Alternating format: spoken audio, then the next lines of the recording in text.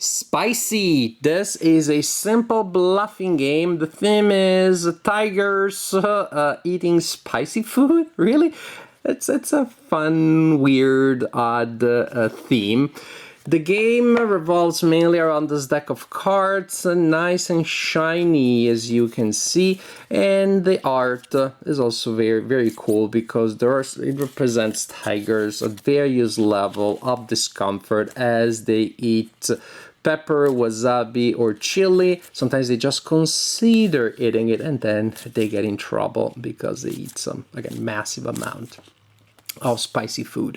So you have 3 suits in the game, which is pepper, chili, and wasabi, and you have cards with numbers between 1 and 10.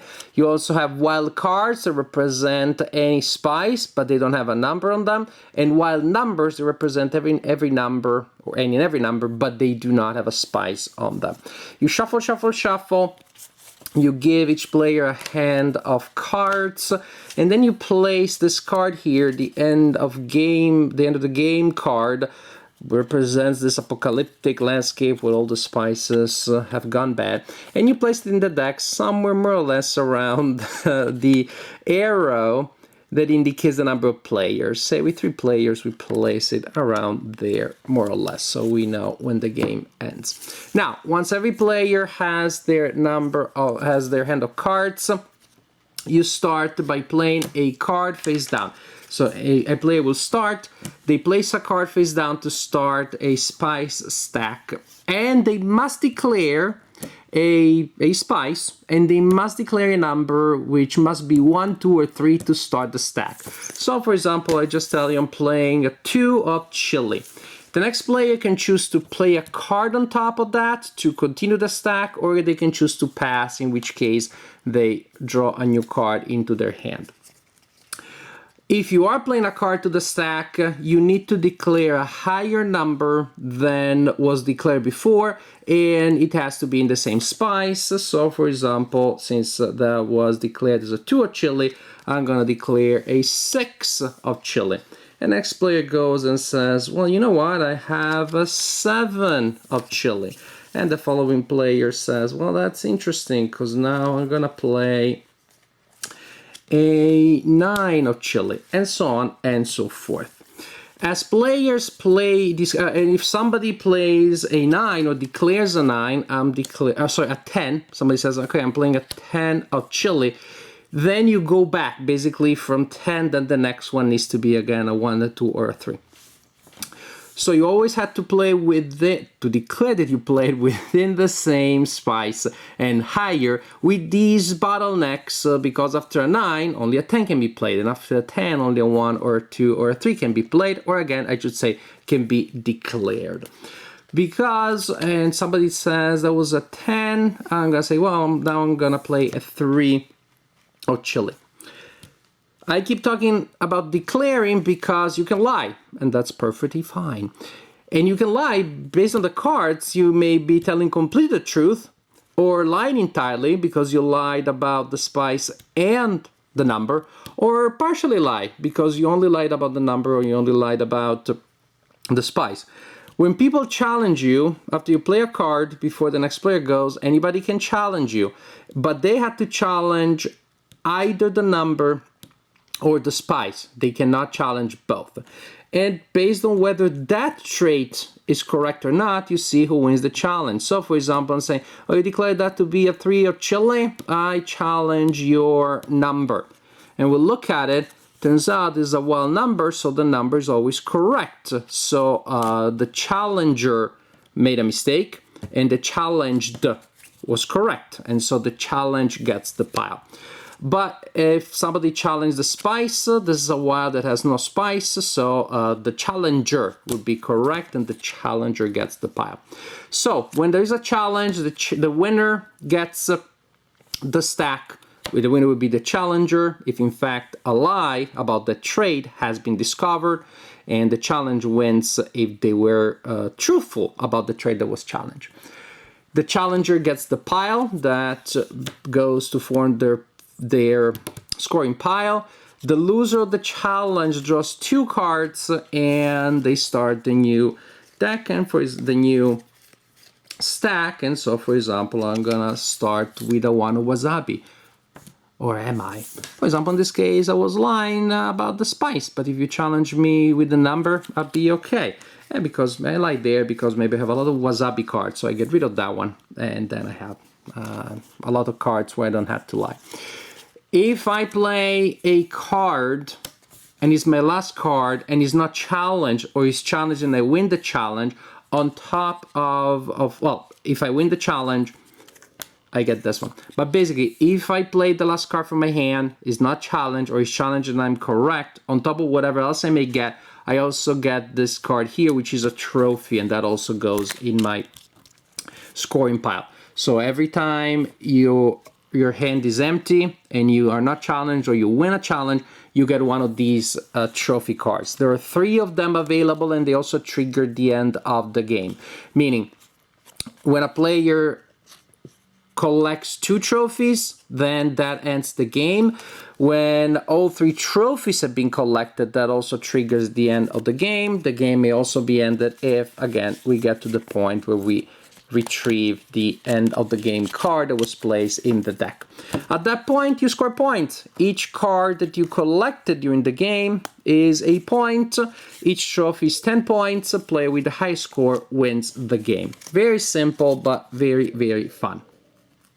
Spicy took me by surprise. I read the rules and it looked like it was gonna be a fun, entertaining, bluffing game. I thought it was gonna be pretty mild, pretty medium. I was stunned by how much fun I was having. I played only with my daughters that are currently 8 and 10, to give you the context, and they also fell in love with them. And to me, that was a whole other level of being pleasantly surprised, because kids, they're not that good at bluffing. They're getting better, especially the 10-year-old. As she gets closer to becoming a teenager, she's becoming a better liar. Isn't it weird that as a gamer you're like, yes, that's great, so we can play more games together? I'd regret that one day. But for now, I'm like, yes, we can play more games together.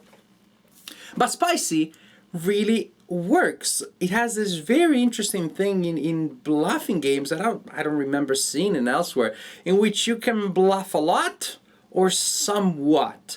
And the flow of the game is such that in different parts of the game you have different incentives to lie or not to lie. There are the games that I like, you know, like what's it called, Sailor Moon Truth or Dare, based on cockroach poker, in which you pass a tile to somebody and tell them this is Sailor Moon, and you're lying or not lying. That's it. It's binary, either or, nothing else. And the game's like, this is a druid, this is a 5. You just lie or not lie. Here, the fact that you had degrees just makes it so much more interesting.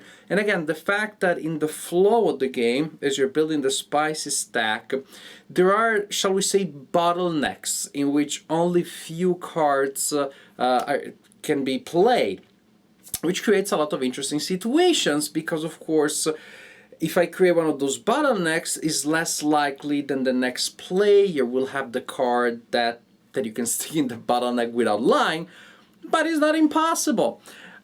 Say, somebody played a 3 or a 4, a lot of options there before you get to 10, and then player right before me plays a 9.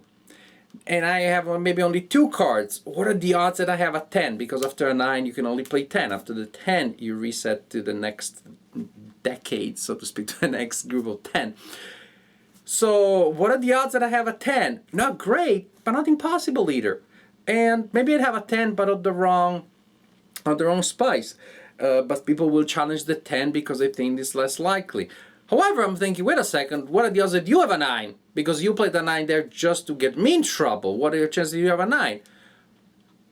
Not great, but possible. And so you have these very interesting situations in which it's always possible to lie. Well, somebody played a 3, and somebody plays a 6, and somebody plays a 7. It's because you're playing within a range which is very large. So why would people lie? Because they're getting rid of their stinkers. Especially at that point, you want to maybe get rid of your wrong spice, so you're not lying out the number. So actually, despite the fact that there are some bottlenecks around number 10 that cause a lot of, they create a lot of excitement, in truth, all phases of the game give you incentives to lie, just in different ways, which of course also give incentives to call people on their lies. Actually, matter of fact, if you want to score, you need to get rid of all your cards so you get the trophy. But that's not going to be enough. You need to be able to call someone's lies, or you need to hope that somebody calls on your lies and you weren't telling a lie, or they didn't accuse you for the right element, and then you get your cards back. And that's something interesting, because the first time that we played, my daughter Louisa was very happy because she was never she was keeping a low profile, no one ever accused her or anything, and she scored basically almost no points. She realized, oh no, I need to call on people, and I want people to call me when I am telling the truth.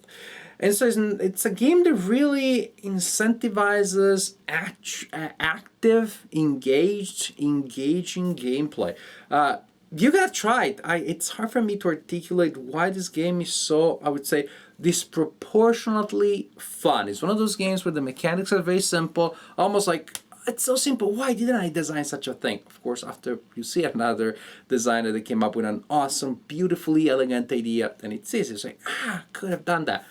But they did it, and I didn't. But I'm happy that I played this game, because it's so simple, it's so elegant. It immediately became one of my daughter's favorite games. Definitely has been in our rotation for the last week or so. That's the time that we have been playing it.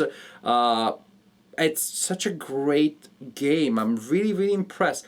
It still has the simplicity, the portability of a filler. It plays in 15-20 minutes or so, but it's such an impressive game. So fun, so engaging, definitely. Really, really, 2 big thumbs up from me. Pleasantly surprised by a game that seemed to be just an average bluffing game, and turned out to be so much more. It turned out to be one of the most just pure, sheer fun games that we played in a long time.